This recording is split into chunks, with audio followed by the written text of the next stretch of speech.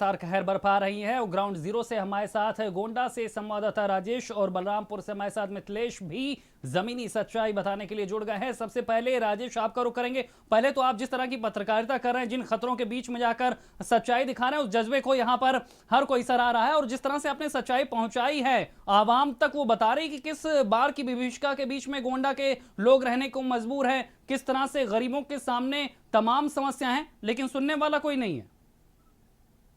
सैलन बिल्कुल सही है, क्योंकि ये बातें जनता तो समझती है और जो बुद्ध वर्ग के लोग हैं वो भी समझते हैं, लेकिन जो गोंडा का जिला प्रशासन है वो कहीं ना कहीं इस पूरी बात को नहीं समझ रहा है, ना ही यहाँ के नेता समझ रहे हैं। कल योगी आदित्यनाथ गोंडा जनपद के दौरे पर आए थे। इससे पहले जो सिंचाई और जल संसाधन मंत्री है महेंद्र सिंह, उन्होंने भी बाढ़ग्रस्त क्षेत्रों का हवाई सर्वेक्षण किया था और गोंडा में आकर के पीसी की थी। उन्होंने ये तो बताया था कि बंधा नहीं टूटा, ठीक है, लेकिन बांध न टूटने के बाद जो पानी का फैलाव नवाबगंज क्षेत्र में हुआ और जितने गांव पानी में डूबे, उसको लेकर के उन्होंने कोई बयान नहीं दिया था, कोई टिप्पणी नहीं की थी। कल जब मुख्यमंत्री आए तो ये उम्मीद लग रही थी कि शायद वो नवाबगंज के लोगों का कोई हालचाल लेंगे, लेकिन उन्होंने उनका भी हालचाल नहीं लिया और पूरी तरीके से उस इलाके को मेरुंड घोषित करा दिया। मेरुंड का मतलब ये होता है कि जिन इलाकों में चारों तरफ पानी भरा हो लेकिन गांव में पानी ना हो। इसका मतलब क्या है और जबकि वहां की जमीनी हकीकत क्या है, हमने खुद जाकर के मौके पे जाकर के ग्राउंड रिपोर्ट दिखाई थी और वहां ये दिखाया था कि लोग किस तरह से रह रहे हैं। 10 से 12 फुट की जो उनकी सूखी जमीन है, उसी जमीन पे उनका पूरा परिवार चलता है। रात में वो कैसे रहते होंगे, किस तरह से उनके जंगली जो जानवर हैं, जंगली जो जीव हैं पानी वाले, वो उनका खतरा लगातार रहता है। तो ऐसी स्थिति में आखिरकार वहां लोग कैसे रहते हैं, किस तरह रहते हैं, एक गांव की हकीकत नहीं है। कम से कम ये 12 एक दर्जन से ऊपर ऐसे गांव हैं और जिनके करीब 100 से ऊपर 150 से ऊपर मजरे हैं, वो लगातार इससे प्रभावित है और हजारों की जनसंख्या इससे प्रभावित है। लेकिन प्रशासन को उनकी न तो कहीं भी उनका दुख नजर आ रहा है, ना ही उनकी कोई तकलीफ नजर आ रही है, ना ही वो कैसे जी रहे हैं, कैसे रह रहे हैं, कैसे खा रहे हैं, ये नजर आ रहा है। और साफ तौर में इस पूरे खेल में प्रशासन के साथ साथ जो जिले के नेता है वो भी बराबर के हिस्सेदार हैं, क्योंकि उन्होंने भी इसकी रिपोर्ट मुख्यमंत्री को नहीं दी और पूरी तरीके से मुख्यमंत्री ने उसी को सही मान लिया जो अधिकारियों ने उन्हें दिखाया। यानी बिल्कुल राजेश, हम यहाँ पर दर्शकों को वो तस्वीरें भी दिखा रहे हैं जिसे प्रशासन झुठला रहा है। नवाबगंज का वो इलाका है जिसे यहाँ पर बाढ़ग्रस्त माना ही नहीं जा रहा। ये पानी वहां पर मौजूद है, लोगों के घर वहां पर मौजूद हैं, मुश्किलें भी मौजूद हैं, लेकिन हर कुछ यहां पर इनकार किया जा रहा है। आखिर ऐसी यहां पर हालात, स्थितियां बनी कैसे? प्रशासन इतनी बेपरवाह क्यों हो रहा है इन लोगों के साथ? देखिए सलीम, इसके दो कारण हैं। पहला कारण तो ये है कि अधिकारी जो हैं वो आज तक उस क्षेत्र में कभी गए ही नहीं और उन्होंने कभी घुटनों क्या मतलब जो पैर का पंजा होता है वहां तक भी पानी में उनका पैर नहीं डूबा और वहां तक उन्होंने जाकर के कभी ये जहमत ही नहीं उठाई कि वहां उन्हें जाना चाहिए, देखना चाहिए कि लोग कैसे रह रहे हैं। जो सड़कें टूट जाती हैं उनका बजट सैंक्शन हो जाता है, बन जाती है, दोबारा बन जाती है, पुलिया टूटती है, दोबारा बन जाती है, पैसा उनके पास आ ही रहा है चौतरफा।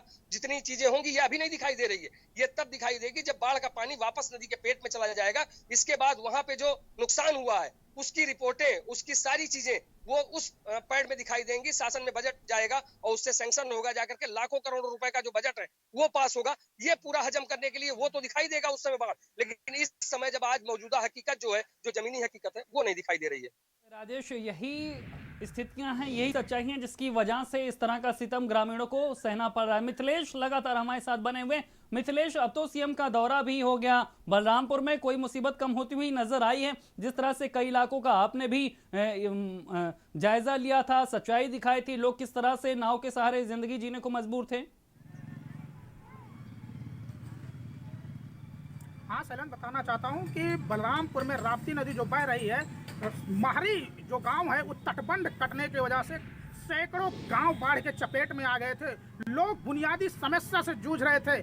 जब भारत समाचार ग्राउंड पे जा गया, उसके बाद वहां से खबर दिखाया, तब भी जिला प्रशासन की जो कुंभकर्णी की नींद सो रही थी उसकी आंखें नहीं खुली। आप देख सकते हैं, हमने विजुअल में कितनी सारी विजुअल दिखाया है। दूसरी बात यह है कि महरी हो गया, थरुआ थरुनिया हो गया, वर्धा हो गया, कोडरी हो गया, इस सैकड़ों गांव ऐसे हैं जो जलमग्न है, लेकिन जिला प्रशासन उनका सुध लेने वाला कोई नहीं है। उनका साफ कहना है कि हम लोग 1 महीने से ऐसे ही पानी में रहने के मजबूर हैं, घर पे छत पे रहने के मजबूर हैं, लेकिन जिला प्रशासन का कोई नुमाइंदा यहाँ नहीं आया है जांच करने के लिए। यहाँ तक के कि आप देख सकते हैं, जल शक्ति मंत्री द्वारा सिंह का भी भ्रमण हुआ, उसके बाद मुख्यमंत्री योगी आदित्यनाथ भी कल आए, लेकिन ग्रामीणों का वृद्धा हो गया, चंदापुर कोड़ारे हो गया, वहां के लोगों का साफ कहना है कि हम लोगों को जो राशन वितरण किया गया है, 1 छट्टी भर भी राशन हम लोगों को नहीं मिला है। भारत समाचार पे उन्होंने कहा कि अपने चहेते लोगों को लिस्ट बना करके उन्होंने आलू और उसके बाद क्या नाम है चावल सारा वितरण किया गया, लेकिन हम लोगों को नहीं मिला गया। तो कहीं ना कहीं जिला प्रशासन की नाकामी की वजह से सैकड़ों जो गांव बाढ़ से ग्रसित है वो झेलने के लिए मजबूर हैं। क्यों? क्योंकि जिला प्रशासन जिला प्रशासन उस गांव तक नहीं जाती है।